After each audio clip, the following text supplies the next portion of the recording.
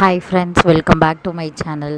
ஐயனார் துணையில் நாளைக்கு என்ன எபிசோடுன்னு பார்த்தீங்கன்னா, தாஸுக்கு காலில் அடிபட்டுருது. அப்போ அவங்க அப்பா பணத்தை கொடுத்து முக்கியமான வேலை, இது யார் போயிட்டு வர்றதுன்னு தெரியல அப்படின்னு சொல்லிகிட்ருக்காரு. அப்போ சோழனை பார்க்குறாங்க எல்லோரும்.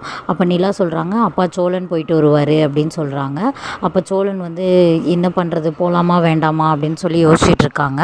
அதுக்கப்புறம் சோழன் யோசிக்கிறாரு, இது எப்படியும் இவரோட வேலையாக தான் இருக்கும் அப்படின்னு சொல்லிட்டு யோசிக்கிறாரு.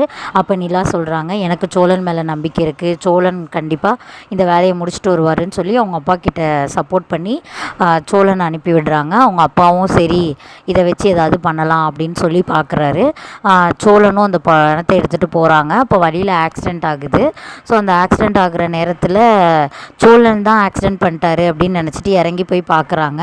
ஆனால் அங்கே வேற ஒருத்தன் விழுந்து கிடக்குறான். இதெல்லாம் நிலாவோட அப்பாவோட செட்டப்பாக இருக்குது. ஸோ அப்போ சோழன் இறங்கி போய் பார்க்குற நேரத்தில் இந்த பணத்தை அடிச்சிடலாம் அப்படின்னு நினைக்கிறாங்க. ஆனால் சோழன் இந்த விஷயம் இந்த மாதிரி பண்ணுவார், இவர் ஏதாவது பண்ணுவாருன்னு தெரிஞ்சு சேஃபாக காரை லாக் பண்ணிட்டு தான் இறங்கி போகிறாரு. அதனால அவங்களால பணத்தை எடுக்க முடியல. சோழன் நல்லபடியாக அந்த வேலையை முடிச்சிடுறாரு. அப்போ நிலா யோசிக்கிறாங்க, நம்ம நம்பினது கரெக்டு தான், நம்ம கரெக்டான ஆளை தான் தேர்ந்தெடுத்திருக்கோம் அப்படின்னு சொல்லி யோசிக்கிறாங்க. சோழனை பார்த்துட்டு நின்றுட்டே இருக்காங்க.